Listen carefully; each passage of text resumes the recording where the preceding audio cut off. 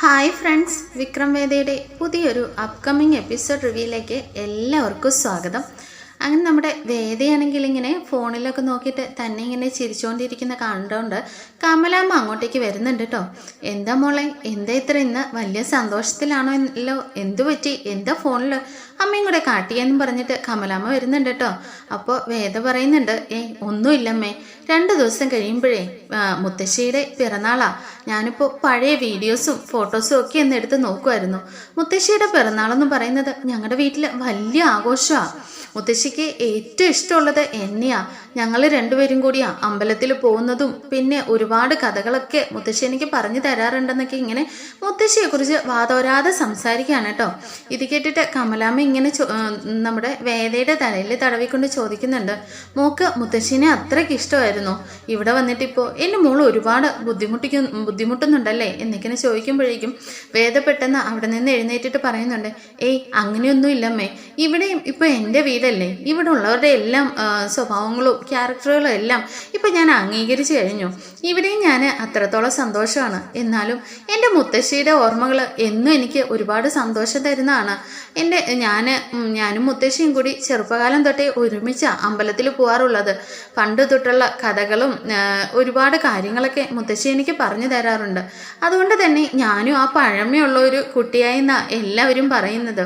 എന്നാൽ ദീപ്തി അങ്ങനെയൊന്നും അല്ല കേട്ടോ, അവൾ നല്ല മോഡേണാ, എൻ്റെ ക്യാരക്ടറിന് നേരെ ഓപ്പോസിറ്റും ആണെന്ന് പറഞ്ഞിട്ട് വേദ ഇങ്ങനെ സ്വയം ചിരിക്കുകയാണ് കേട്ടോ. ഇത് കണ്ടിട്ട് കമലാമ്മയ്ക്ക് ഇങ്ങനെ മനസ്സിൽ തോന്നുന്നുണ്ട്, വേദയ്ക്ക് എന്തായാലും വീട്ടിലുള്ളവരെയൊക്കെ ഒരുപാട് മിസ് ചെയ്യുന്നുണ്ടെന്ന് ഇങ്ങനെ തോന്നുന്നുണ്ട് കേട്ടോ. കമലാമ്മ ചോദിക്കുന്നുണ്ട്, എന്താ മോളെ, വീട്ടിൽ പോകണമെന്ന് തോന്നുന്നുണ്ടോ, മുത്തശ്ശീനെയൊക്കെ കാണണമെന്ന് തോന്നുന്നുണ്ടോ എന്ന് ചോദിക്കുമ്പോൾ വേദയുടെ മുഖം പെട്ടെന്ന് അങ്ങ് വല്ലാണ്ടാവുന്നുണ്ട്. മുത്തശ്ശിയുടെ പിറന്നാളിന് എനിക്ക് പോകണമെന്നുണ്ട്. ഇനിയിപ്പോൾ എങ്ങനെയാ എന്നെ വിളിക്കാണ്ട് എന്തായാലും ഞാൻ പോയില്ല. ശ്രീയേട്ടൻ എന്തായാലും എന്നോട് വെറുതെ വഴക്കുണ്ടാക്കും. അപ്പോൾ വീട്ടിൽ നിന്ന് ആരെങ്കിലും എന്നെ വിളിക്കാതെ ഞാൻ പോയില്ല. അല്ലെങ്കിൽ അമ്പലത്തിൽ പോയി മുത്തശ്ശിയുടെ പേരിൽ വഴിപാടൊക്കെ കഴിക്കണമെന്നാണ് ഞാൻ വിചാരിച്ചിരിക്കുന്നതെന്ന് ഇങ്ങനെ പറഞ്ഞിട്ട് പെട്ടെന്ന് തന്നെ വേദ അകത്തേക്ക് കയറി പോവാണ് കേട്ടോ. ഇത് കണ്ടിട്ട് കമലാമ്മയ്ക്ക് ഒരുപാട് വിഷമമാവുന്നുണ്ട്. അതിനുശേഷമാണെങ്കിൽ കാണിക്കുന്നത് വേദയുടെ വീടാട്ടോ. അങ്ങനെ മുത്തശ്ശി അമ്പലത്തിൽ പോയിട്ട് വരുമ്പോഴേക്കും ശ്രീകാന്തും വർഷയും ദീപ്തിയും എല്ലാവരും കൂടി ഇങ്ങനെ സംസാരിച്ചുകൊണ്ടിരിക്കുകയാണ്. മുത്തശ്ശി എന്താ ഈ പ്രാവശ്യത്തെ ആഘോഷങ്ങളൊക്കെ എന്തൊക്കെയാണ് പ്ലാൻ ചെയ്തിരിക്കുന്നതെന്നൊക്കെ ഇങ്ങനെ ചോദിക്കുമ്പോൾ, എൻ്റെ വേദമോളില്ലാത്ത പിറന്നാളല്ലേ, നിങ്ങളെല്ലാവരും കൂടി അങ്ങ് ആഘോഷിക്കേ, എനിക്ക് എന്ത് ആഘോഷം എന്ന് പറഞ്ഞിട്ട് ഇങ്ങനെ അകത്തേക്ക് കയറി പോകാനായിട്ട് പോകുമ്പോഴേക്കും ശ്രീകാന്ത് പറയുന്നുണ്ട്, മുത്തശ്ശി എന്താ ഈ പറയുന്നത്, മുത്തശ്ശിയുടെ പറച്ചിൽ കേട്ടാൽ തോന്നും ഈ വീട്ടിലുള്ള ഞങ്ങൾ ആരാണ്ടോ തെറ്റ് ചെയ്തെന്ന്. അവളെ ഒരു താലിയുടെ പേരും പറഞ്ഞ് കണ്ട ഗുണ്ടകളുടെ കൂടെ ഇറങ്ങി പോയതും പോരാഞ്ഞിട്ട് ഇപ്പം ഞങ്ങൾക്കാണോ ആ കുറ്റം ഇരിക്കുന്നതെന്ന് ഇങ്ങനെ പറയാട്ടോ. ഇത് കണ്ടിട്ട് ശങ്കരനാരായണൻ അങ്ങോട്ടേക്ക് വരുന്നുണ്ട്. എന്താ ഇവിടെ പ്രശ്നം? ഒന്നുമില്ല അച്ഛാ, ഇപ്പോഴേ മുത്തശ്ശിക്ക് വേദിയില്ലാത്തത് കൊണ്ട് പിറന്നാൾ ആഘോഷം ഇല്ലത്രേ. അപ്പോൾ അതെന്താ അമ്മ അങ്ങനെ പറഞ്ഞത്? അല്ല, എൻ്റെ വേദമോൾ ഉണ്ടെങ്കിൽ എനിക്ക് ആ ആഘോഷം പൂർണ്ണമാകുള്ളൂ എന്നാണ് ഞാൻ പറഞ്ഞത്. പിന്നെ ഇനിയിപ്പോൾ നിങ്ങൾ എന്താന്ന് വെച്ചാൽ തീരുമാനിക്കുമെന്ന് പറഞ്ഞിട്ട് മുത്തശ്ശി അകത്തേക്ക് പോവാട്ടോ. ഇത് കണ്ടിട്ട് ശങ്കരനാരായണനും പറയുന്നുണ്ട്, അതെ, എൻ്റെ വേദമോളാണ് ഈ വീട്ടിലെ എല്ലാ സന്തോഷങ്ങളും പൂർണ്ണമാക്കാറുള്ളത്. അവൾ അമ്മയെ ഒരുപാട് സ്നേഹിക്കുന്നുണ്ട്.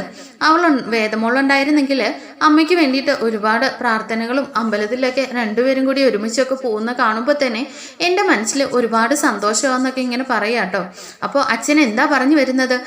പിറന്നാളിന് ഞാൻ പോയി വേദയും ഇനിയിപ്പോൾ അവനെയും കൂടി ഇങ്ങോട്ടേക്ക് കൂട്ടിക്കൊണ്ട് വരണമെന്നാണോ എന്നിങ്ങനെ പറയുമ്പോൾ ശങ്കരനാരായണൻ പറയുന്നുണ്ട്, അങ്ങനെയൊന്നും ഞാൻ പറഞ്ഞില്ല. എന്തായാലും മോളെ ഈ മുത്തശ്ശി അമ്മയുടെ പിറന്നാളിന് ഇങ്ങോട്ടേക്കൊന്ന് ക്ഷണിച്ചാൽ എനിക്കും സന്തോഷമായിരുന്നു എന്ന് പറഞ്ഞിട്ട് ശങ്കരനാരായണൻ അവിടെ നിന്ന് പോവാണ് കേട്ടോ. അങ്ങനെയാണെങ്കിൽ ഈ സമയം നമ്മുടെ ശ്രീകാന്തിൻ്റെ മനസ്സിലിങ്ങനെ ഓരോ കുരുട്ടുബുദ്ധികളൊക്കെ ഇങ്ങനെ തോന്നുന്നുണ്ട്.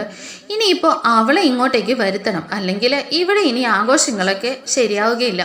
ഇനിയിപ്പോൾ എന്താ വഴിയെന്ന് ചിന്തിക്കുമ്പോഴാണ് വേദ ഇങ്ങോട്ടേക്ക് വരുമ്പോഴേക്കും നമ്മുടെ വിക്രമിനിട്ട് ഒരു വേലയൊപ്പിക്കുക. ഇനിയിപ്പോൾ വന്നിട്ട് വേദ ഒരിക്കലും തിരിച്ച് അവൻ്റെ അടുത്തേക്ക് പോവാതിരിക്കാനുള്ള പണി ഒപ്പിക്കാൻ എനിക്കറിയാമെന്ന് പറഞ്ഞിട്ട് സ്വയം ഇങ്ങനെ മനസ്സിൽ വിചാരിക്കാം കേട്ടോ. എന്നിട്ട് ശ്രീകാന്ത് വേദയെ ഫോൺ എടുത്തിട്ട് വിളിക്കുന്നുണ്ട്, അതെ എന്താ ഏട്ടനോ എന്ന് ചോദിച്ചിട്ട് ഭയങ്കര സന്തോഷത്തോടു കൂടിയാണ് വേദ ഫോൺ എടുക്കുന്നത്. ആ ഞാൻ തന്നെയാ, മുത്തശ്ശിയുടെ പിറന്നാളല്ലേ, എന്തായാലും നീ അന്ന് ഇങ്ങോട്ടേക്ക് വരണം, മുത്തശ്ശിക്ക് അല്ലെങ്കിൽ ഒരുപാട് വിഷമമാവെന്ന് പറഞ്ഞിട്ട് ആ ഏട്ടാ ഞാൻ വന്നോളാം എന്ന് പറഞ്ഞിട്ട് വേദ ഒരുപാട് സന്തോഷത്തിലാട്ടോ. അങ്ങനെ ഫോൺ വെക്കുന്നുണ്ട്. ഈ സമയം ശ്രീകാന്ത് വേദയെ ഫോൺ വിളിച്ചതിന് ശേഷം തന്നെ നമ്മുടെ രാധയെ ഫോൺ ചെയ്യുന്നുണ്ട്. എന്നിട്ട് രാധയോട് പറയുന്നുണ്ട്, ഹലോ, ഞാൻ ആരാണെന്ന് മനസ്സിലായി ഇല്ല, ആരാ? അപ്പോൾ ശ്രീകാന്ത് പറയുന്നുണ്ട്, ഞാൻ വേദയുടെ ഏട്ടനാണെന്ന് പറയട്ടോ. ആ എന്താ കാര്യം എന്ന് പറഞ്ഞോ? അതെ, നിനക്ക് വിക്രമിയുമായിട്ട് നിൻ്റേതാ സ്വന്തമാക്കാനുള്ള ഒരു അവസരം ഒത്തു വന്നിട്ടുണ്ട്. അപ്പോൾ നീ ഞാൻ പറയുന്നത് പോലെ ചെയ്താൽ മതി. ആ എന്താ കാര്യം എന്ന് വെച്ചാൽ നിങ്ങൾ പറയുന്ന ഇങ്ങനെ പറയാട്ടോ. അപ്പോൾ പറയുന്നുണ്ട്, വേദ ഇന്ന് എന്തായാലും വീട്ടിലേക്ക് വരുന്നുണ്ട്. അപ്പോൾ നീ ഒരു കാര്യം ചെയ്താൽ മതി, പിന്നീട് ഒരിക്കലും വിക്രം നിന്നെ വിട്ട് പോവില്ല എന്നിങ്ങനെ പറഞ്ഞിട്ട് കാര്യങ്ങളൊക്കെ ഞാൻ വഴി അറിയിക്കാമെന്ന് പറഞ്ഞിട്ട് ശ്രീകാന്ത് ഫോൺ ചെയ്യുന്നുണ്ട് കേട്ടോ. ഈ സമയം ജീന അടുത്ത് നിന്നുകൊണ്ട് ചോദിക്കുന്നുണ്ട്, എന്താടി ആരാ വിളിച്ചേ?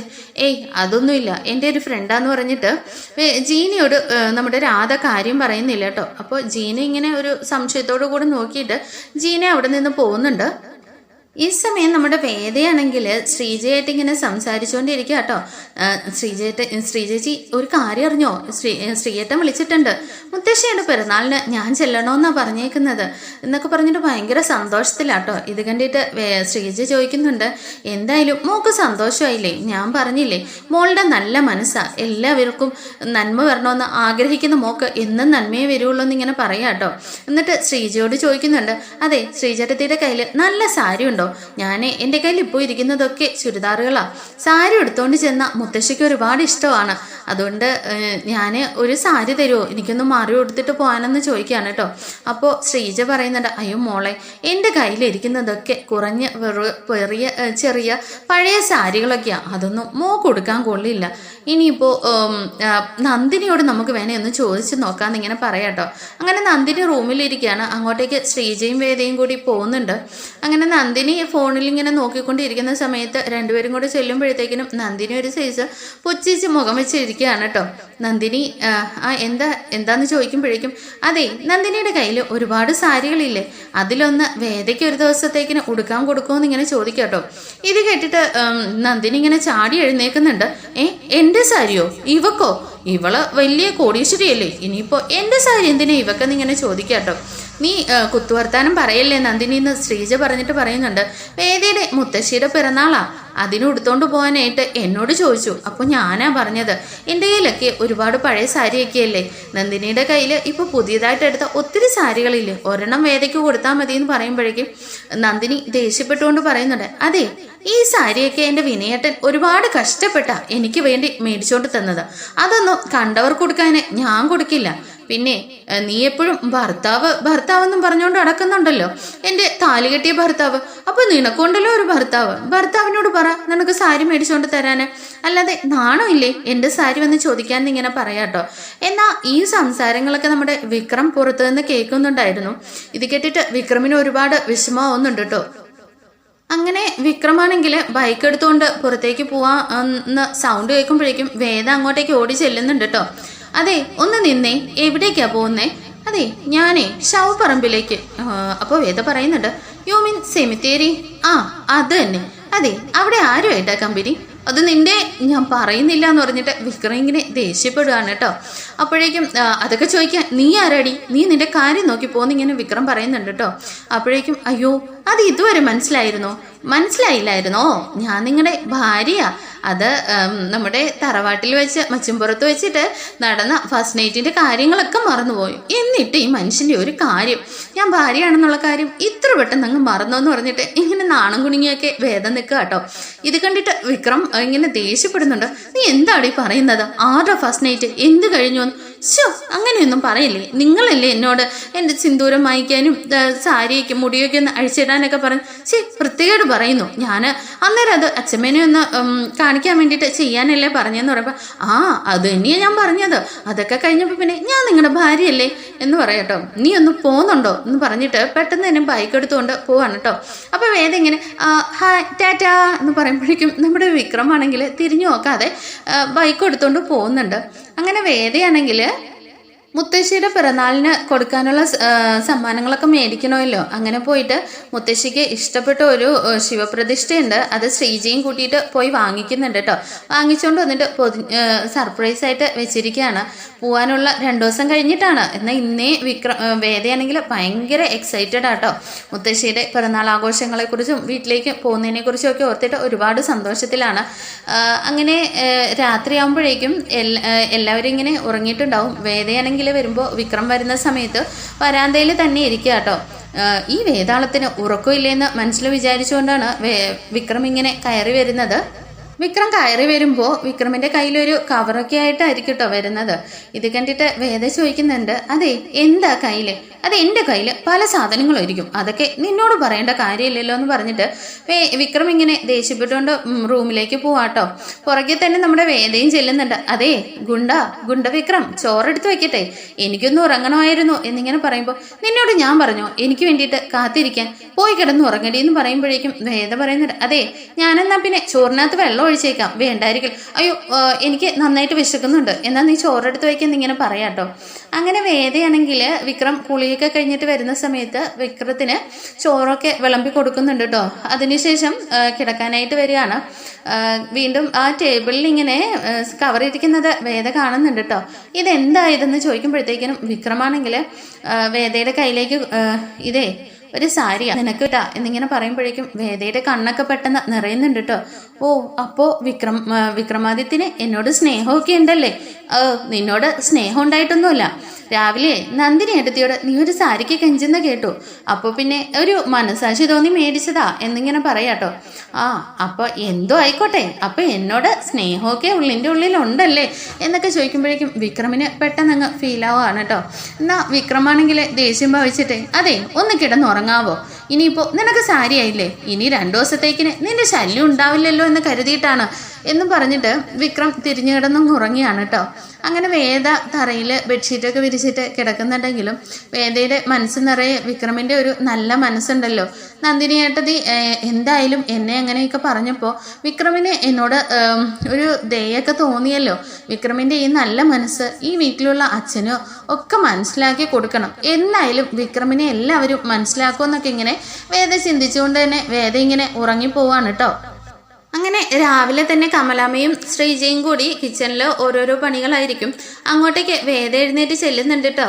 എന്നിട്ട് ഭയങ്കര സന്തോഷത്തോടു കൂടിയാണ്, അമ്മേ ഇന്ന് മുത്തശ്ശിയുടെ പിറന്നാളാ, ഇത് കണ്ടോ, ഇത് വിക്രം എനിക്ക് വേണ്ടി മേടിച്ചുകൊണ്ട് വന്ന സാരിയാ, ഇന്ന് മുത്തശ്ശിയുടെ പിറന്നാളിന് ഞാൻ ഇത് ഉടുത്തോണ്ടാ പോന്നേന്ന് പറഞ്ഞിട്ട് വിക്രം വാങ്ങിക്കൊടുത്ത സാരിയൊക്കെ ഇങ്ങനെ കാണുകയാണ് കേട്ടോ.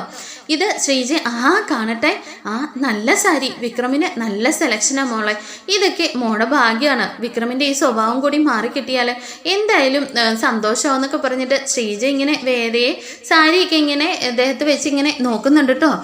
വേദയ്ക്ക് നന്നായിട്ട് മാച്ച് ചെയ്യുന്ന തന്നെയാണ് വിക്രം സെലക്ട് ചെയ്ത് കൊണ്ടുവന്നേക്കുന്നതെന്നൊക്കെ പറഞ്ഞിട്ട് നോക്കുന്ന സമയത്ത് കമലാമ്മയ്ക്ക് ഒരുപാട് സന്തോഷമാകുന്നുണ്ട് കേട്ടോ. അങ്ങനെ ഇത് കണ്ടുകൊണ്ട് നന്ദിനി അങ്ങോട്ടേക്ക് വരുന്നുണ്ട്. എന്താ രാവിലെ ഇവിടെ എല്ലാവരും കൂടി ഒരു കൂട്ടം പറച്ചിലെന്ന് ചോദിച്ചുകൊണ്ട് വരുമ്പോഴേക്കും, ഹായ് സൂപ്പർ സാരി, ഇതെവിടെയാ ശ്രീജേച്ചിയുടെയാണോ എന്ന് ചോദിച്ചുകൊണ്ട് നന്ദിനി ഓടി വരികയാണ് കേട്ടോ. അപ്പോഴേക്കും വേദ പെട്ടെന്ന് ഈ സാരി ഇങ്ങനെ എടുത്തു വെച്ചിട്ടേ, അതെ ഇതെൻ്റെ ഭർത്താവ് എനിക്ക് വേണ്ടി വാങ്ങിക്കൊണ്ട് വന്ന സാരിയാന്ന് പറഞ്ഞിട്ട് വേദ ഇങ്ങനെ ദേഹത്ത് വെച്ച് ഇങ്ങനെ വെക്കുകയാണ്. ഇത്രയും സൂപ്പർ സാരിയോ? വിക്രമോ? എന്തായാലും വിക്രം നിനക്ക് സാരിയൊന്നും വാങ്ങി ശരിയല്ലെന്ന് എനിക്കറിയാമെന്ന് ഇങ്ങനെ പറയാട്ടോ. അപ്പോൾ കമലാമ്മ പറയുന്നുണ്ട്, അതെന്താ നിന്റെ കെട്ടിയോ നിനക്ക് മേടിച്ചുകൊണ്ട് തരുന്നോ മാത്രമോ നിനക്ക് വിശ്വാസമുള്ളോ? വിക്രം ഈ വേദയുടെ ഭർത്താവല്ലേ, അപ്പോൾ വേദയ്ക്ക് മേടിച്ചുകൊണ്ട് വന്ന സാരിയിൽ നിനക്കെന്താ ഇത്ര വിശ്വാസമില്ലായ്മ എന്ന് കമലാമ്മ ചോദിക്കുമ്പോൾ നന്ദിനി പിന്നെ ഒന്നും പറയാതെ ഇങ്ങനെ മുഖം വല്ലാണ്ട് ഇങ്ങനെ നിൽക്കുകയാണ് കേട്ടോ. എന്നാലും നന്ദിനി ആണെങ്കിൽ ആ സാരിയിലേക്ക് ഇങ്ങനെ ഏറുകണ്ണിട്ട് നോക്കുന്നുണ്ട്. ഇത്ര നല്ല സാരിയോ? ഈ വിനയത്തിന് ഇതൊന്നും കാണാറില്ലേ? വിക്രമിന് നല്ല സെലക്ഷൻ ഉണ്ടല്ലോ, ഇനിയിപ്പോൾ ഇവിടെ ഈ അഹങ്കാരം കൂടി കാണണമല്ലോ എന്നൊക്കെ പറഞ്ഞിട്ട് മനസ്സിലിങ്ങനെ പൊറുപുറത്തോണ്ടിരിക്കുകയാണ് കേട്ടോ. അപ്പോഴേക്ക് കമലാമ്മയാണെങ്കിൽ ചായ എടുത്തിട്ട് വേദരയെ കൊടുത്തിട്ട് പറയുന്നുണ്ട്, ഇതാ മോക്കും വിക്രമിനും ഉള്ളതാ, മോള് ചായ കുടിച്ചിട്ട് പെട്ടെന്ന് തന്നെ പോയി കുളിച്ച് റെഡിയായിട്ട് പോയിട്ടു ആ സന്തോഷത്തോടു കൂടി എന്നിങ്ങനെ പറയാം കേട്ടോ. അങ്ങനെ വേദയാണെങ്കിൽ വിക്രമിനെ ചായയൊക്കെ കൊണ്ടുപോയിട്ട് തട്ടി വിളിക്കുന്നുണ്ട്. ഏയ് വിക്രം ഒന്ന് എഴുന്നേറ്റേ, ഇതാ ചായ എന്ന് പറഞ്ഞിട്ട് തട്ടി വിളിക്കുമ്പോഴേക്കും അതെ അവിടെ കാണാൻ വെച്ചേരെന്ന് പറയാം കേട്ടോ. ഏയ് വിക്രമാദിത്യ, എന്നെ ഇന്നൊന്ന് വീട്ടിലേക്ക് കൊണ്ടുവിടണമെന്നിങ്ങനെ പറയുമ്പോൾ അതൊന്നും എന്നെ കൊണ്ട് പറ്റില്ല, എനിക്ക് 100 കൂട്ടം പണിയുണ്ട്, പണിയുണ്ടെന്ന് പറഞ്ഞിട്ട് വിക്രമാണെങ്കിൽ എഴുന്നേറ്റ് ചായ കുടിക്കാണ് കേട്ടോ. ഏയ് നിങ്ങളുടെ പണി എന്താ, തല്ലലും കൊല്ലലും ഒക്കെയല്ലേ, എന്തായാലും എന്നെ ഒന്ന് ഡ്രോപ്പ് ചെയ്തിട്ട് നിങ്ങൾ ആരെ കുത്താനും കൊല്ലാനും വേണമെങ്കിലും പൊക്കോ എന്നിങ്ങനെ പറയാട്ടോ. നീ എന്നെ അങ്ങ് വെറും ഗുണ്ടയാക്കല്ലേ എന്ന് പറയുമ്പോഴേക്കും പറയുന്നുണ്ട്, ഗുണ്ടയെ പിന്നെ ചെണ്ടയാക്കാൻ പറ്റുമോ എന്നിങ്ങനെ ഏതാ ചോദിക്കുന്നുണ്ട് കേട്ടോ. അപ്പോൾ വിക്രം പറയുന്നുണ്ട്, അയ്യോ നല്ല ചീഞ്ഞ തമാശ. എന്താ തമാശ ഇഷ്ടപ്പെട്ടില്ലേ എന്നിങ്ങനെ ചോദിക്കുമ്പോൾ, ഓ ഇഷ്ടപ്പെടാൻ പറ്റിയ മുതലെന്ന് പറഞ്ഞിട്ട് വിക്രം ഇങ്ങനെ വേദയെ കളിയാക്കാൻ കേട്ടോ. അങ്ങനെ നമ്മുടെ വിക്രമാണെങ്കിൽ ചായയൊക്കെ കുടിച്ചുകൊണ്ടിരിക്കുന്ന സമയത്ത് വേദ പോയി കുളിയൊക്കെ കഴിഞ്ഞ് കൊണ്ടുവന്ന് നമ്മുടെ വിക്രം വാങ്ങിക്കൊണ്ടുവന്ന സാരി ഉണ്ടല്ലോ അതിങ്ങനെ ഉടുത്തിട്ട് ഇങ്ങനെ കണ്ണാടിയിൽ നോക്കിയിട്ട് ഇങ്ങനെ ഉടുക്കാണ് കേട്ടോ. അങ്ങനെ നോക്കുന്ന സമയത്ത് വിക്രം ഇങ്ങനെ കയറി വരുന്നുണ്ട്. വേദയെ ആ സാരിയിൽ കാണുമ്പോഴേക്കും വിക്രം ഇങ്ങനെ പെട്ടെന്ന് ഇങ്ങനെ കണ്ണെടുക്കാതെ നോക്കി നിൽക്കുകയാണ് കേട്ടോ. അങ്ങനെ വേദ സാരി എടുത്തോണ്ട് വന്നിട്ട് തിരിഞ്ഞു നോക്കുമ്പോഴേക്കും വിക്രം ഇങ്ങനെ നിൽക്കുന്ന കാണുന്നുണ്ട്. വേദ കാണുമ്പോഴേക്കും വിക്രം പെട്ടെന്ന് തന്നെ കണ്ണും മാറ്റിയിട്ട് ഇങ്ങനെ അറിയാത്ത മട്ടിൽ നിൽക്കുകയാണ് കേട്ടോ. എന്താ നോക്കുന്നേ? ഞാൻ നോക്കിയില്ലല്ലോ, ഞാൻ കണ്ടായിരുന്നു, എന്നെ ഇങ്ങനെ നോക്കുന്നത് ഞാൻ കണ്ടായിരുന്നു, എന്നെ അത്രയ്ക്ക് ഇഷ്ടമാണോ എന്നിങ്ങനെ വേദ ചോദിക്കുക കേട്ടോ. അത് കേട്ടിട്ട് ഒന്ന് പോടിയെന്ന് പറയാണ്. അല്ല വിക്രം, ഈ സാരി എങ്ങനെയുണ്ട്? എനിക്ക് ഒരുപാട് ഇഷ്ടപ്പെട്ടു, എനിക്ക് ചേരുന്നുണ്ടോ എന്ന് ഇങ്ങനെ വേദ ചോദിക്കുന്നുണ്ട് കേട്ടോ. എന്തായാലും കുഴപ്പമില്ല എന്നിങ്ങനെ പറഞ്ഞിട്ട് വിക്രം അവിടെ നിന്ന് പോകുന്നുണ്ട് കേട്ടോ. എന്നാൽ ഇതെല്ലാം നമ്മുടെ നന്ദിനി ജനലിൽ കൂടി ഇങ്ങനെ കാണുന്നുണ്ട് കേട്ടോ. ഓ ഇവൾ ഇത്രയും സുന്ദരിയായിരുന്നു, ഈ വിക്രമിന് ഇത്ര നല്ല സാരിയൊക്കെ വാങ്ങിക്കാൻ അറിയോ, നല്ല ഭംഗിയുണ്ടല്ലോ എന്നൊക്കെ പറഞ്ഞിട്ട് ഒരു ചെറിയ കുശുമ്പോട് കൂടി നന്ദിനി അവിടെ നിന്ന് പോകുന്നുണ്ട്. വിക്രം അവളുടെ സൗന്ദര്യം ആസ്വദിച്ചോ? വിക്രമിന് അവളോട് ഇഷ്ടമൊക്കെ തോന്നി കാണുമോ? ഒരിക്കലും ഉണ്ടാവില്ല എന്നൊക്കെ പറഞ്ഞിട്ട് നന്ദിനി സ്വയം സമാധാനിച്ചുകൊണ്ട് അവിടെ നിന്ന് പോകുന്നുണ്ട് കേട്ടോ.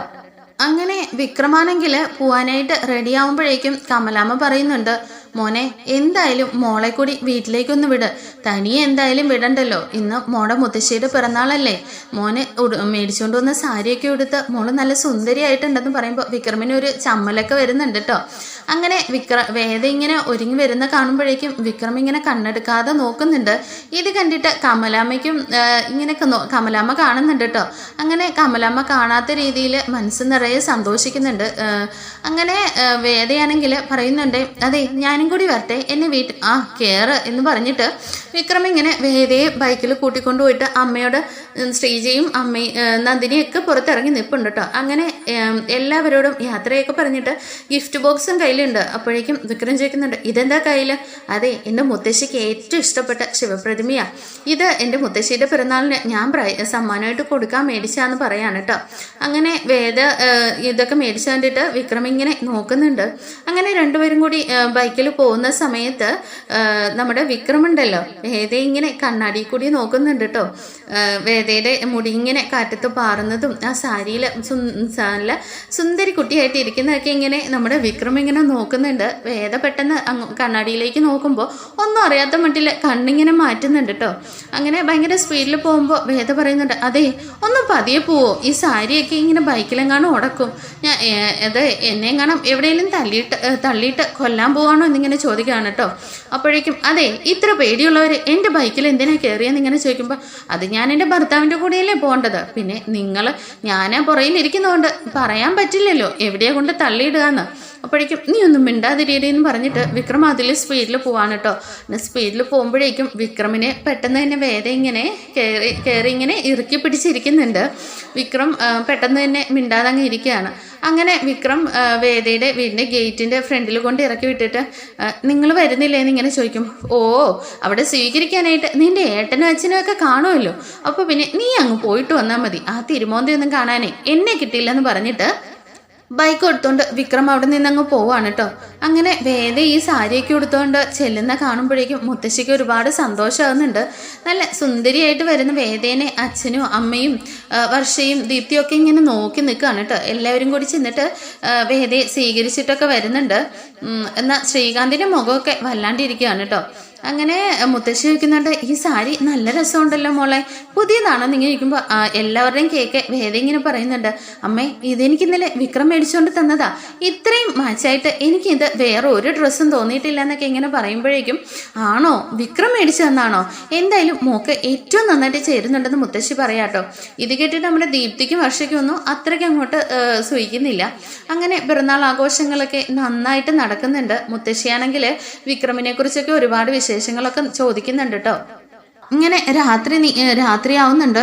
വൈകുമ്പോഴേക്കും ശ്രീകാന്ത് നമ്മുടെ രാധയെ ഫോൺ ചെയ്യുന്നുണ്ട് കേട്ടോ. രാധയെ ഫോൺ ചെയ്തിട്ട് പറയുന്നുണ്ട്, ഇപ്പം എന്തായാലും വിക്രം തനിയെ ഉണ്ടാവുള്ളൂ റൂമിൽ. വേദ ഇന്നിടെയാണ് കുറച്ച് കഴിഞ്ഞിട്ടേ അങ്ങോട്ടേക്ക് വരികയുള്ളൂ. നീ എന്തായാലും ഞാൻ പറയുന്നത് പോലെ ചെയ്യണം. നീ ചെന്നിട്ട് വിക്രമിൻ്റെ റൂമിലേക്ക് ചെന്ന് പെട്ടെന്ന് തന്നെ റൂമിൽ കയറി കഥ കടയ്ക്കണം. ഞങ്ങൾ ഇവളെയും കൂട്ടി പെട്ടെന്ന് തന്നെ അങ്ങോട്ടേക്ക് എത്തിക്കോളാം എന്ന് പറയാണ് കേട്ടോ. അങ്ങനെ കൃത്യം ഒരു ടൈമൊക്കെ പറഞ്ഞിട്ട് ഇങ്ങനെ ശ്രീകാന്ത് ഫോൺ കട്ട് ചെയ്യാണ്. ഈ സമയം വേദയാണെങ്കിൽ പറയുന്നുണ്ട്, മുത്തശ്ശി പറയുന്നുണ്ട്, മോളെ ഇന്നിവിടെ കിടക്ക്, മോളുടെ കൂടെ ഒന്ന് ഉറങ്ങിയിട്ട് എത്ര ദിവസമായി? ഇല്ല മുത്തശ്ശി, വിക്രമ എന്നെ നോക്കിയിരിക്കും, എന്തായാലും വേറൊരു ദിവസം ആട്ടെ എന്നിങ്ങനെ പറയാട്ടോ. ഇത് കേൾക്കുമ്പോൾ ശങ്കരനാരായണന് ഒരുപാട് വിഷമാവുന്നുണ്ട് വേദ പോകുന്നത് ഓർത്തിട്ട്. അങ്ങനെ ശ്രീകാന്ത് പറയുന്നുണ്ട്, എന്തായാലും നീ വാ, ഞാൻ കൊണ്ടാക്കാന്ന് ഇങ്ങനെ പറയാട്ടോ. ഇത് കേട്ടിട്ട് എല്ലാവർക്കും ഒരു അത്ഭുതമൊക്കെ വരുന്നുണ്ട്. നമ്മുടെ വേദിക്കും എന്തോ ഒരു ഡൗട്ടൊക്കെ അടിക്കുന്നുണ്ട് കേട്ടോ. ഏട്ടനെ കൊണ്ടുവിടാം. ഇനിയിപ്പോൾ അതിൻ്റെ പേരിലൊരു പ്രശ്നം വേണ്ട, നീ കയറി, ഞാൻ കൊണ്ടാക്കാന്ന് പറഞ്ഞിട്ട് വണ്ടിയിൽ ഇങ്ങനെ കയറ്റി വേദനെ കൊണ്ടുപോകണം കേട്ടോ. ഈ സമയം നമ്മുടെ രാധയുണ്ടല്ലോ, രാധ പോയിട്ട് എല്ലാവരും ഉറങ്ങിയിട്ടുണ്ടാവും. വിക്രമിൻ്റെ റൂമിൽ ചെന്നിട്ട് തട്ടുന്നുണ്ട് കേട്ടോ. പെട്ടെന്ന് വേദയായിരിക്കും എന്ന് ഓർത്തിട്ട് പെട്ടെന്ന് തന്നെ ഉറക്കം വരാതെ ഇങ്ങനെ തിരിഞ്ഞു മറിഞ്ഞും കിടക്കുമായിരുന്നു നമ്മുടെ വിക്രം. പെട്ടെന്ന് തന്നെ ചാടി എഴുന്നേറ്റിട്ട് വേതാളോ ആയിരിക്കും എന്ന് പറഞ്ഞിട്ട് കഥ തുറക്കാണ് കേട്ടോ. ഈ സമയം രാധയെ കാണുമ്പോഴും പെട്ടെന്ന് തന്നെ ഞെട്ടി നമ്മുടെ വിക്രം നിൽപ്പുണ്ട്. പെട്ടെന്ന് കഥ തള്ളി തുറന്നിട്ട് എന്താന്ന് ചോദിക്കുമ്പോഴേക്കും അങ്ങോട്ട് മാറ് എന്ന് പറഞ്ഞിട്ട് ഞാൻ പറയാന്ന് പറഞ്ഞിട്ട് കഥ അടയ്ക്കാണ് കേട്ടോ. അങ്ങനെ വിക്രമാണെങ്കിൽ എന്തെങ്കിലും ചോദിക്കുന്നതിന് മുമ്പ് തന്നെ രാധ കഥ കടിച്ചിട്ടുണ്ടാവും. ഈ സമയം തന്നെ ശ്രീകാന്ത് വേദയും കൂട്ടിയിട്ട് അവിടെ വരുന്നുണ്ട് കേട്ടോ.